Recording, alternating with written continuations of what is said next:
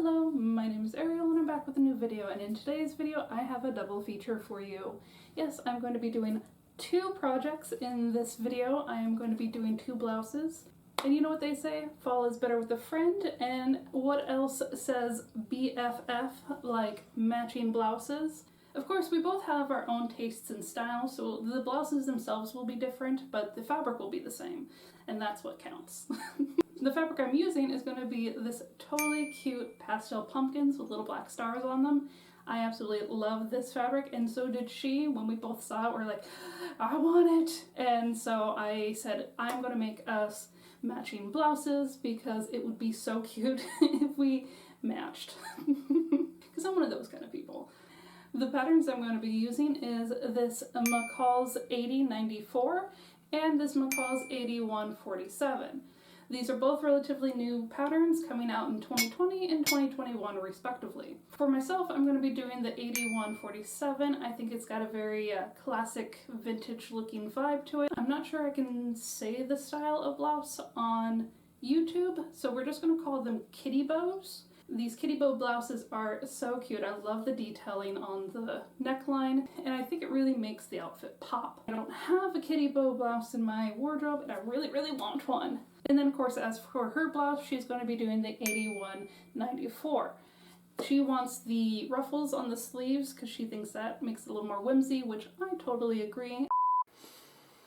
So I just lied here, and that is because I do not remember having a conversation about her wanting the frilly, ruffly sleeves. I definitely didn't put it in the mock-up, and I'm sure I did that because the sizing wouldn't make much of a difference, so why waste mock-up material?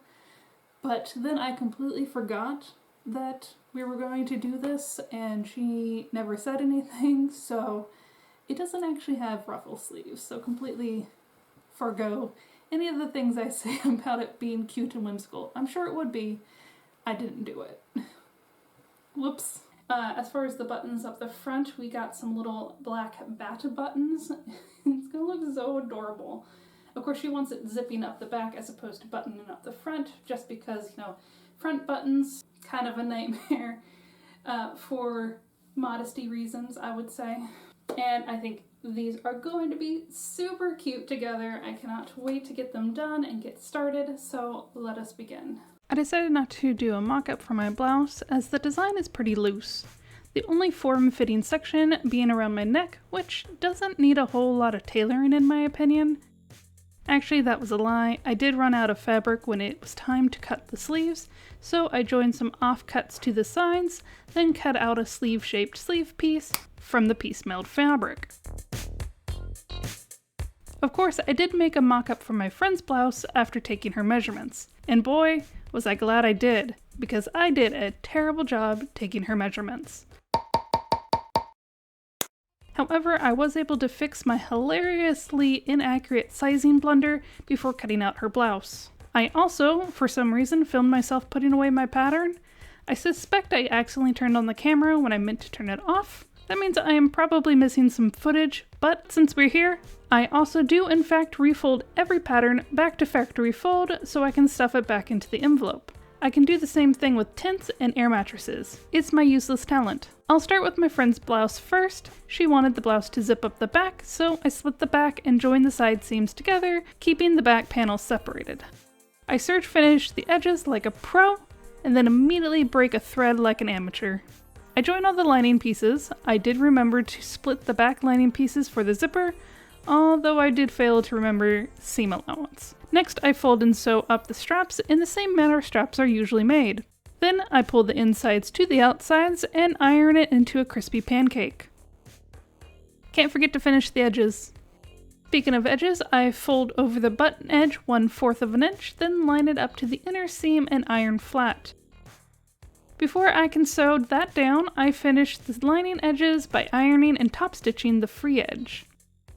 I finish the raw edge with the serger before pinning it to the blouse. In between those steps, I pin the straps down too. I'm really nailing this timeline of events, aren't I?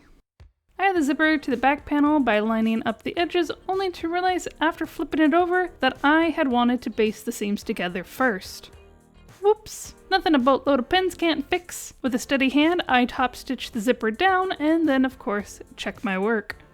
Lastly, I fold and top stitch the hem, then connect the bottom panels together so I can add the buttons. So, when I said I had gotten bat buttons earlier, what I meant to say is I had ordered what I thought was micro buttons, but they're actually just charms. This was totally my bad, as I didn't fully read the listing on Etsy. When I saw these micro bats, I just foamed at the mouth and clicked add to cart. But I can salvage this, as I got these tiny pearly buttons that, when combined, makes it look like the bat is flying over tiny iridescent moons. I sewed all the buttons down first, then with a dollop of E6000, I glue the bats onto the buttons. I probably wouldn't do this if they were functional buttons, but since they're decorative, I think this should be fine. With that, I can move on to my blouse. This should be quick. I join the sides as you do, then seamed up the back, leaving a bit free at the top for the closure. Like with my previous blouse, I clean up the edges with my serger. Then I sew down the collar pieces, and then smash the collar with my heat press.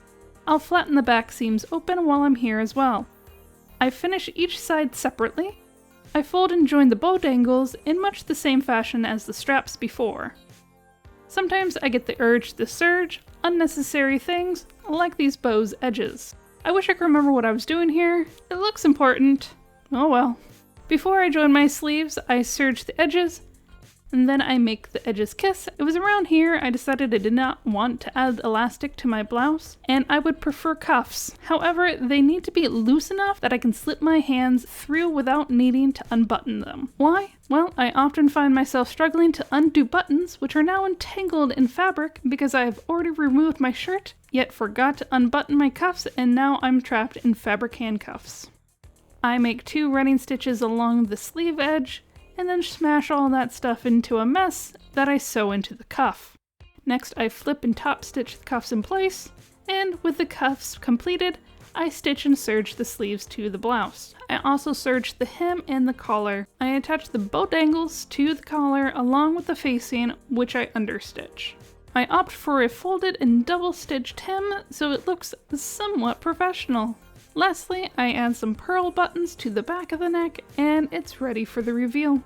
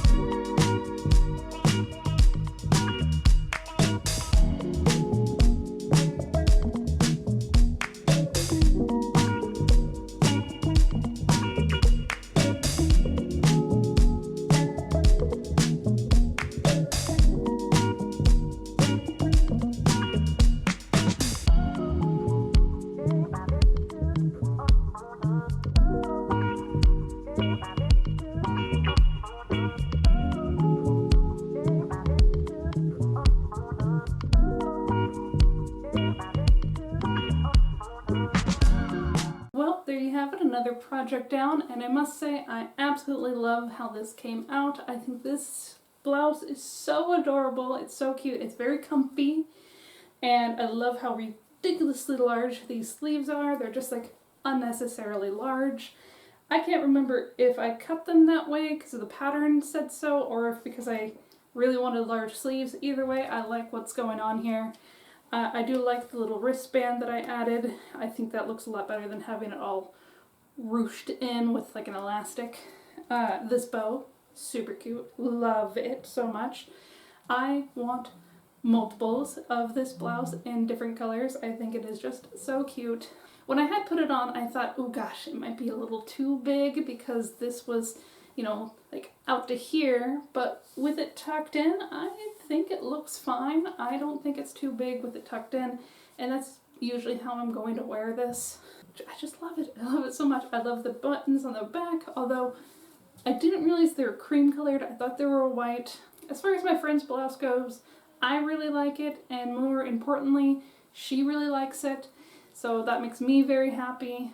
I don't normally do clothes for other people very often because I get very stressed out about it. I get in my own head. I, tell myself that I'm not worthy of making other people's clothes, like I'm not professional enough, all these little things. And I also stress that, oh gosh, what if they're not going to like it? What if it doesn't fit them the way they want it to fit them?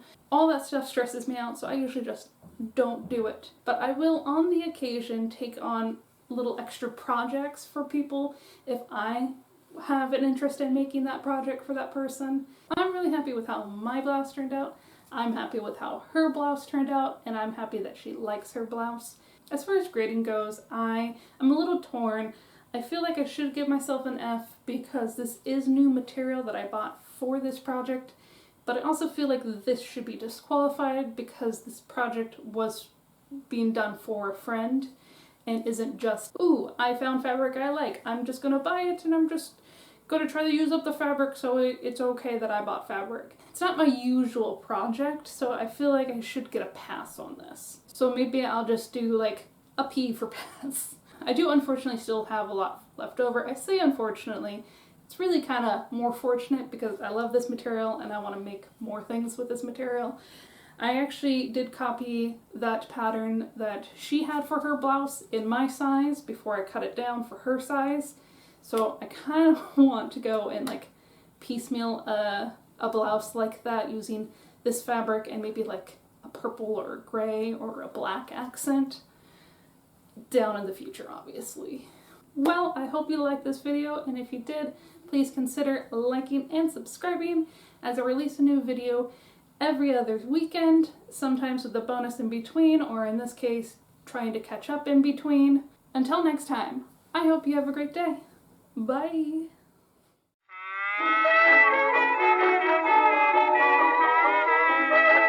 Because I absolutely love the bolt, I'm going to be doing the 8147 for myself. I absolutely love the bow.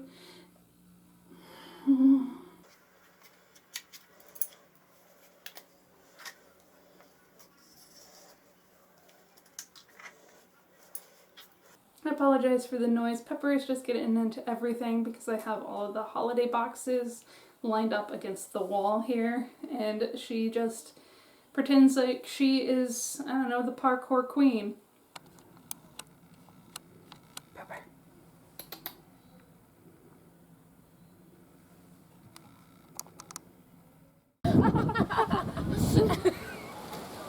That was silly. All right.